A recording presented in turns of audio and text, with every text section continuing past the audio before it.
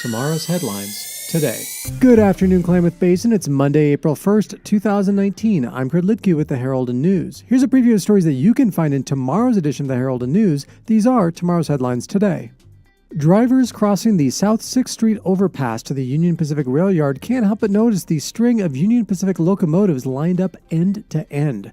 Around 30 locomotives are being stored in Klamath Falls by Union Pacific, covering more than 2 miles of rail lines, and they've sat mostly idle for the past 3 months.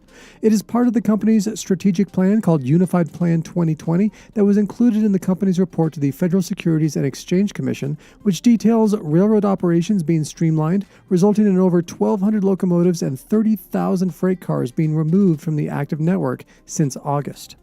A suspect has been arrested in a break-in over the weekend at Emmett's Auto Repair that resulted in arson charges being filed against a Klamath Falls resident for allegedly starting a fire in a delivery truck.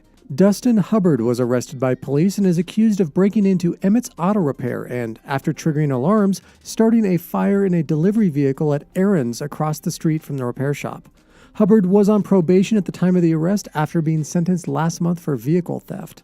The fire Hubbard allegedly set is estimated to have caused over $75,000 in damages. Baseball season is here, and Oregon Tech's team is holding a special fundraiser for a local 4-year-old who is fighting cancer. A Weekend for Faith will take place this Saturday and Sunday, where all ticket sales at each of the Owls' home games will be donated to Faith Setta's family. Sunday also marks Faith's 5th birthday, and she and her family will be present to throw out the first pitch.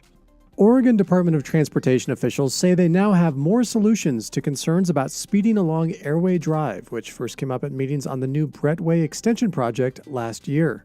ODOT held an open house last week at Brixner Junior High to further outline plans of the $9.5 million project, which would add a roundabout to Highway 140 and Homedale Road and cut down on traffic in the area.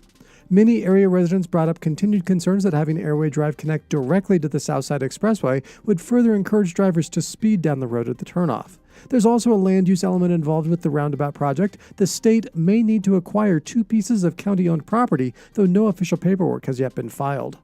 And those are just a few of the stories you can find detailed in the Tuesday, April 2nd Herald and News. Be sure to follow us online via Facebook, Instagram, Twitter, YouTube, SoundCloud, and of course, heraldandnews.com. You can also subscribe to our podcasts on iTunes and Google Play. Be sure to check back each day for the latest podcasts, videos, and breaking news impacting the Klamath Basin, and thanks for listening.